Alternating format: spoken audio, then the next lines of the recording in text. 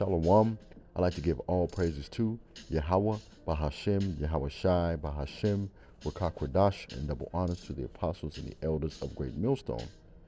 The Lord is beginning to visit the earth, brothers. At various times, the Lord will give us glimpses and or what I would like to call or refer to as previews into the time of Jacob's trouble. And we have an example here. As it states in the caption, chilling video shows UNLV student being escorted out during the active shooting. And I want to share this. The interviewer did a phenomenal job capturing the raw emotion of this Judite woman. And she also captured some footage that's further going to substantiate my point, because the scriptures refer to of a time like never before seen upon the earth that's coming. And this is what many of the Christian churches do not deal with, because that time we're going to have to go through it. But I'm going to grab a couple precepts and we're going to get right into this video, because it's a fear and destruction and calamity coming like never before seen and or imagined. Let's come out of this, right? Let's go straight here to Jeremiah. Look at what the Lord said through the prophet Jeremiah, chapter 30, verses 6 and 7. And it states this: and ye now, ask ye now, pardon me, I'm excited already. Ask ye now and see whether a man doeth travail with child, meaning can a man give birth? Will a man have birth pains? The answer is no. Wherefore do I see every man with his hands on his loins, as a woman in travail, and all faces are turned into paleness. Why is that? Because during that time, everyone is going to be afraid, even thus who are of the hopeful elect. Verse 7 states this: alas, for that day is great, so that none is like it. It's even the time of Jacob's trouble, but he shall be saved out of it. And who is he? That 1/3. Let's go from here, because through the prophet Ezekiel, the Lord states in chapter 7, verse 5, thus saith the Lord Yahweh, and evil and only evil, behold, is come. Okay? And we know, according to scriptures, Amos chapter 3, verse 6 tells us, shall there be a trumpet blown in the city, and the people not be afraid? Shall there be evil in the city, and the Lord hath not done it? Let me grab one more precept before I let this interview play here.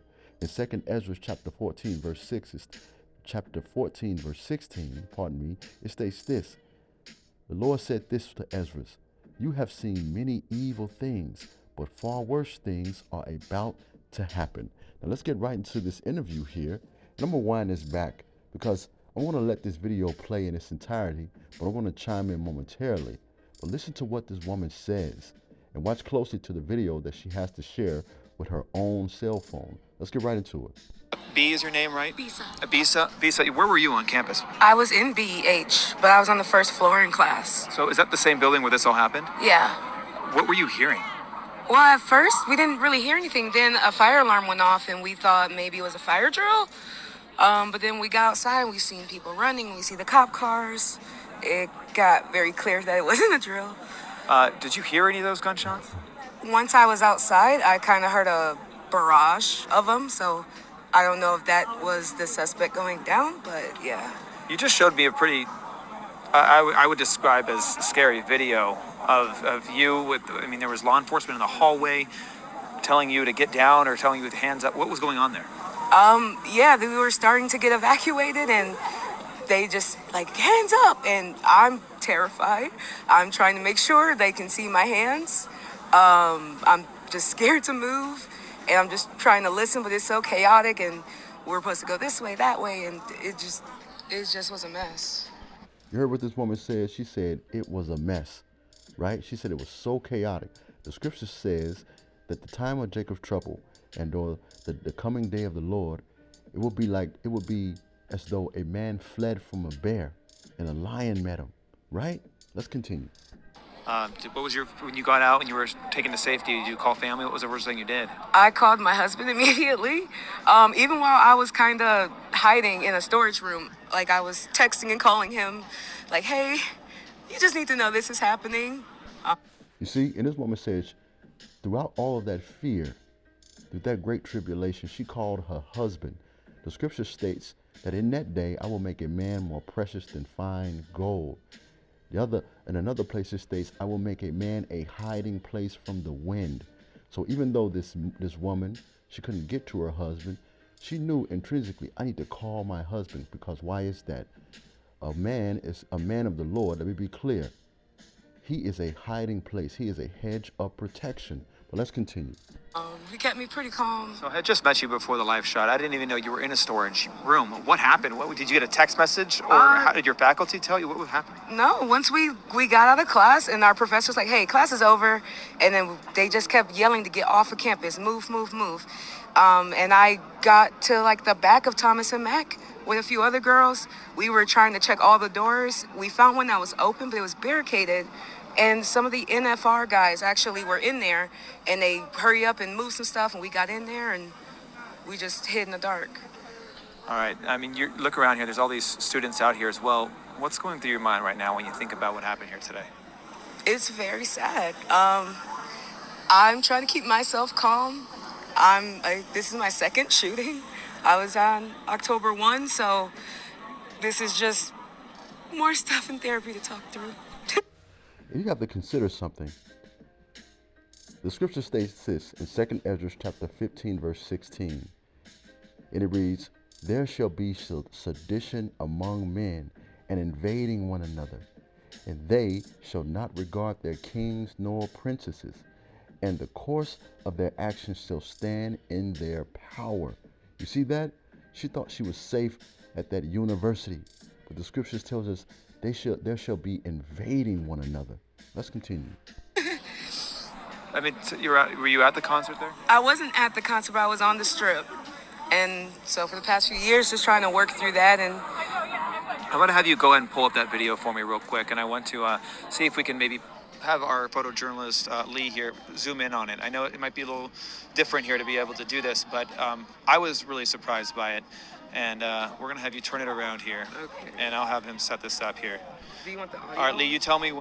Now, the beauty in the footage that she captured, because as I mentioned previously, is raw emotion, right? This isn't acting here. And you have to comprehend, especially, if you are in the world. You have no hedge. You have no protection, right? The Lord is going to delete many of you Israelites because you don't serve him. Just watch closely. When you're ready to go here, yeah, go ahead. Yo!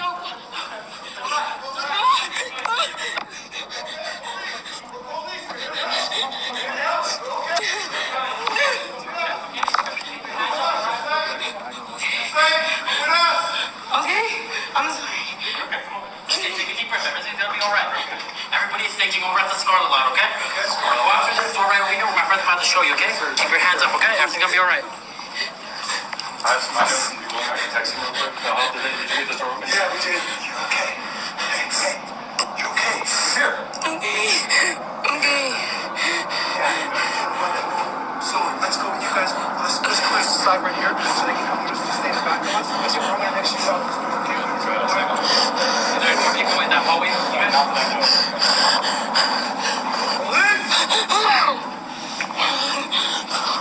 Police! Police! Police! Hands up! Hands up! Hands up! Police! Police, hands up! Everybody's hands up! Stop the legs! Put your hands up! Blue! No. What does that mean? Okay. I don't like it. Back up with the buildings over here. Alright, we're gonna push them out. We got you. Good. You're safe. Please. Very good. We're gonna go that way, all right? Go ahead. I'll stay behind you. We're safe.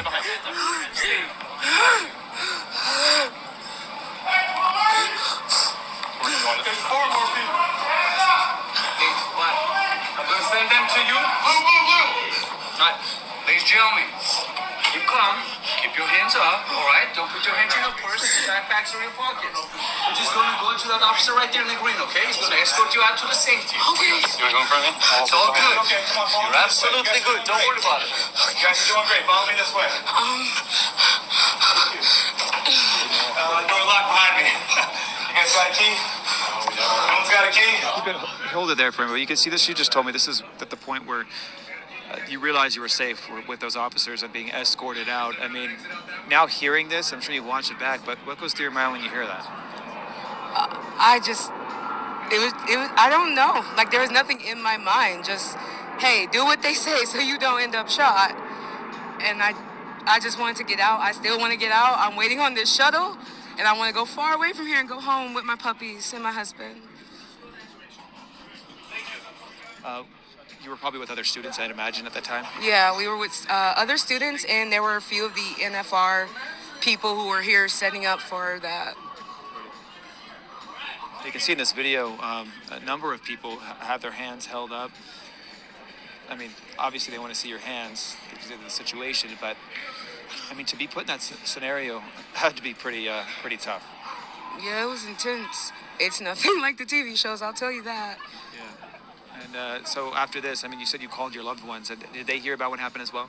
Yeah, my phone has been blowing up consistently of people like, hey, I just saw the news, texts, calls, and until everything was like okay, like I just kept my phone on silent. I didn't want to be too loud and have whoever walk by hear it and we're exposed. I appreciate you talking to me here. Stand by here and I'll talk to you here in just a moment when this broadcast is all finished. And we'll finish up there and we'll jump right back into the precepts, right back into the scriptures here. You got to consider how many times this woman referenced her husband. In 2 Ezra chapter 16, verse 33, it states this: the virgin shall mourn having no husbands, right? The virgin shall mourn having no bridegroom. The women shall mourn having no husbands, and the daughters shall mourn having no helpers. You see? The Cheesecake Factory won't matter in that day, right? Let's come out of this. In 2 Ezra chapter 16, verse 21, it states this: this woman was on a college university studying to get her master's, her PhD, her law degree, etc. The scripture states that they shall think themselves to be in good case, and even then shall evils grow upon the earth. The sword, which is the modern day gun, famine, and great confusion. Was this woman not drunken with confusion and fear? Let's come out of this. Speaking of fear, Matthew chapter 24, verse 21 states this: for then shall be great tribulation, such as was not seen since the beginning of the world, to this time, nor ever will there be. Man. Amos chapter 5, verse 19. And it reads this: the day is going to be so bad that it states, it will be as though a man fled from a lion. Remember the woman said people were running everywhere, right? Only to meet a bear, as though he entered his house and rested his hand against the wall, only to be bitten by a snake. Let's come out of this, right? And lastly, Luke chapter 21, verse 26 states this: in that day, men's hearts will fail them for fear and for looking after those things which are coming on the earth, for the powers of heaven shall be shaking. I mean, there's going to be calamity far beyond your imagination. That's why we, who are of the hopeful elect, we have to continue to work out our salvation with fear and trembling and seek the Lord while he may be found. Hopefully this lesson was edifying. Shalom.